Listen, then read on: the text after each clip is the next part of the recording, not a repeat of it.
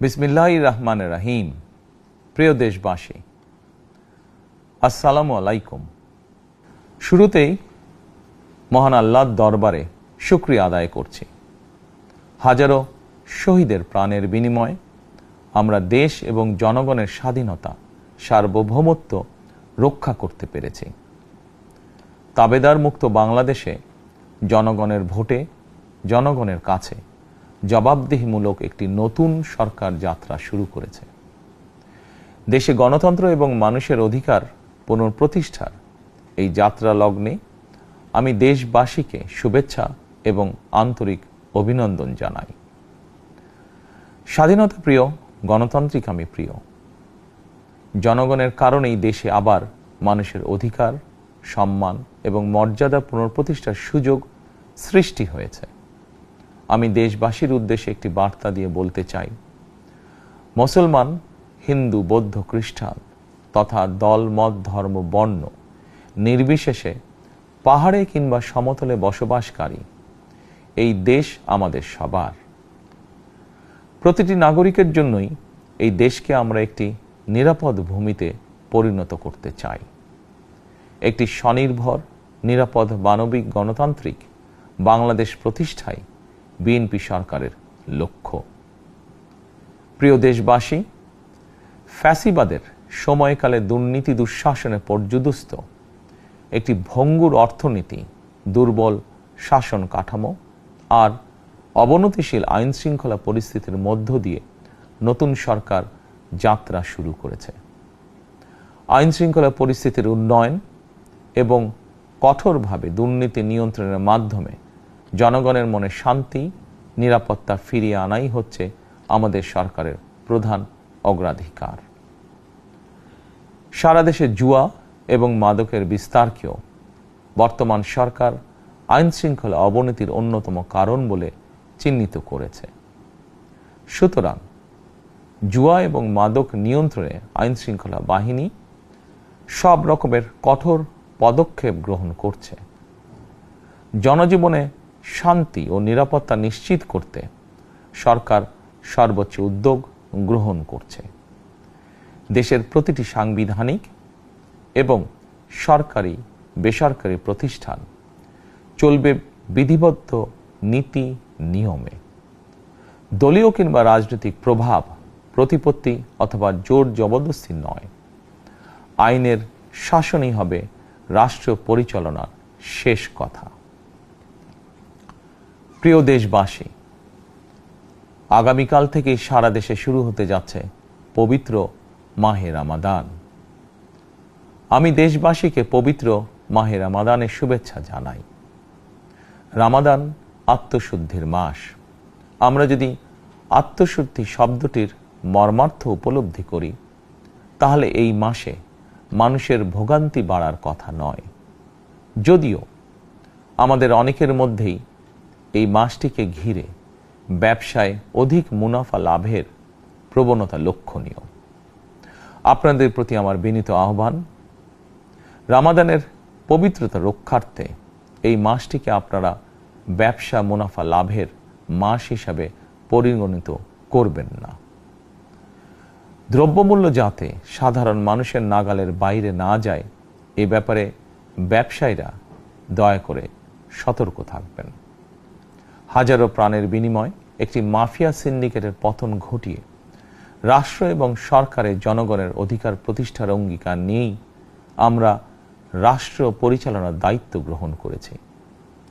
BNP সরকার সকল ক্ষেত্রেই অনাচার, অনিয়মের সকল সিন্ডিকেট ভেঙে দিতে বদ্ধপরিকর ইনশাআল্লাহ।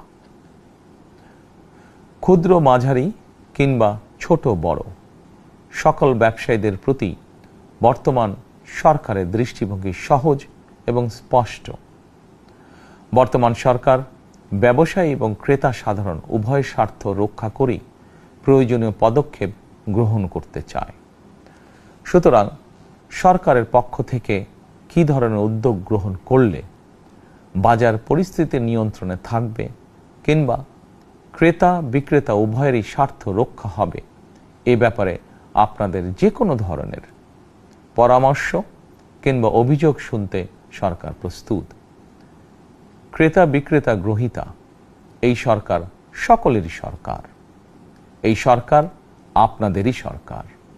আপনারাই ভোটের মাধ্যমে এই সরকারকে রাষ্ট্র পরিচালনার দায়িত্ব দিয়েছেন।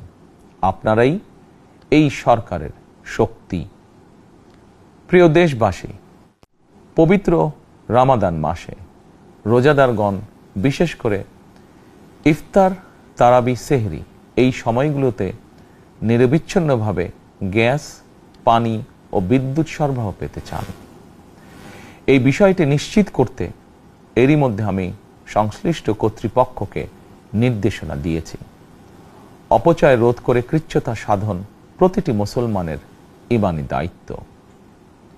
অফিস আদালতে বিনা প্রয়োজনে কিংবা প্রয়োজনের অতিরিক্ত গ্যাস, বিদ্যুৎ, পানি খরচের ব্যাপারে সচেতনতা অবলম্বন করাও ইবাদতেরই অংশ বলেই আমি মনে করি। দেশের সকল সরকারি বেসরকারি কর্মকর্তা কর্মচারী এবং জনসাধারণের প্রতি কৃচ্ছ্রতা সাধনের আহ্বান জানানোর আগে আমি সরকারের মন্ত্রী এবং বিএনপি সংসদ সদস্যদেরকে দিয়েই একটি দৃষ্টান্ত স্থাপন করতে চেয়েছি। বিএনপির সংসদীয় দলের প্রথম সভাতেই আমরা সিদ্ধান্ত নিয়েছি, বিএনপি থেকে নির্বাচিত কোনো সংসদ সদস্য সরকারি সুবিধা নিয়ে ট্যাক্স ফ্রি গাড়ি আমদানি করবেন না এবং প্লট সুবিধাও নেবেন না। আমি আপনাদের সামনে বলেছিলাম, রাষ্ট্র পরিচালনার সুযোগ পেলে বিএনপি সরকার মহানবীর ন্যায়পরায়ণতার আদর্শ অনুসরণ করবে।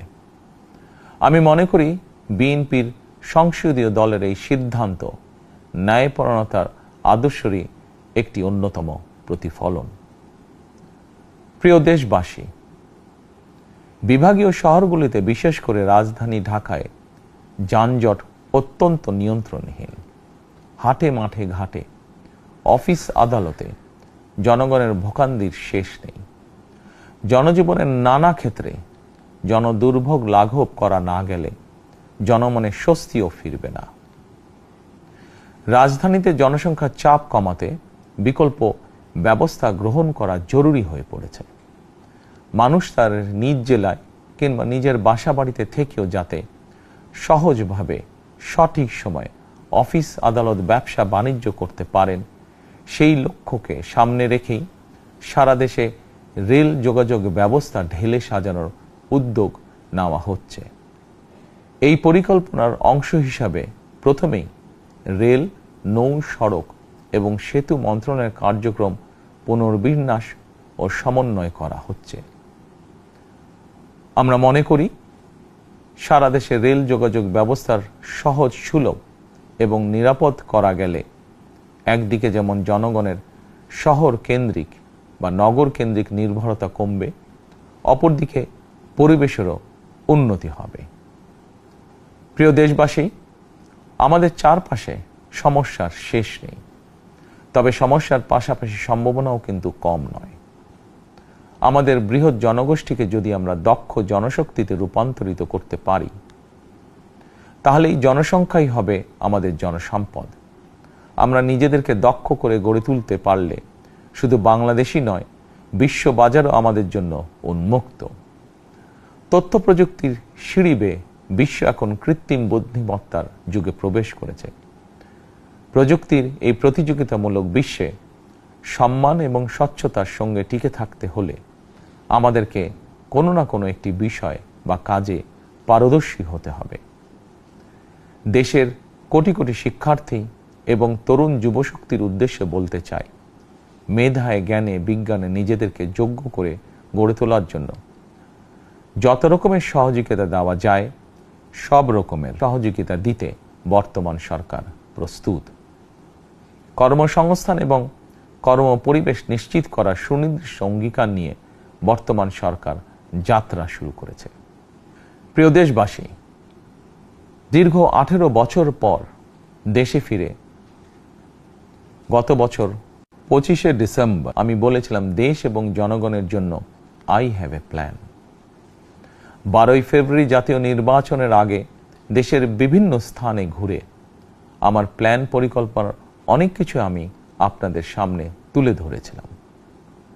আপনারা স্বাধীনতার ঘোষকের প্রতিষ্ঠিত দল বিএনপিকে ভোট দিয়ে রাষ্ট্র পরিচালনার দায়িত্ব দিয়েছেন, সকল পরিকল্পনা বাস্তবায়নের সুযোগ দিয়েছেন। এখন এই সুযোগকে কাজে লাগিয়ে সকল অঙ্গীকার পূরণ করার দায়িত্ব বিএনপি সরকারের। আমরা আমাদের পরিকল্পনা এবং প্রতিশ্রুতি বাস্তবায়নের কাজ শুরু করে দিয়েছি ইনশাআল্লাহ। অঙ্গীকার পূরণের এই যাত্রাপথে আমরা ভবিষ্যতের দিনগুলোতেও আপনাদের অব্যাহত সমর্থন প্রত্যাশা করি। প্রিয় দেশবাসী, সরকার প্রধান হিসাবে আমি দেশবাসীর উদ্দেশ্যে একটি বিষয়ে প্রতি দৃষ্টি আকর্ষণ করে বলতে চাই। নবগঠিত সরকার গঠনের সুযোগ দিতে যারা বিএনপিকে ভোট দিয়েছেন কিংবা দেননি অথবা কাউকেই ভোট দেননি, এই সরকারের প্রতি আপনাদের সবার সমান অধিকার। বিএনপি সরকার বিশ্বাস করে দল, মত, ধর্ম, দর্শন যার যার, রাষ্ট্র সবার। এই দেশে, এই রাষ্ট্রে একজন বাংলাদেশী হিসাবে আপনার, আমার, আমাদের প্রতিটি বাংলাদেশী নাগরিকের অধিকার সমান। প্রিয় দেশবাসী, আল্লাহ আমাদের সবাইকে নিরাপদ এবং সুস্থ রাখুন। আল্লাহ আমাদের সকলকে ইতিবাচক পরিকল্পনাগুলো বাস্তবায়নের তৌফিক দিন। পবিত্র রমাদান মাস শুরুর শুভ লগ্নে আল্লাহর দরবারে এই নিবেদন রেখে আমার বক্তব্য শেষ করছি। আল্লাহ হাফেজ। বাংলাদেশ জিন্দাবাদ।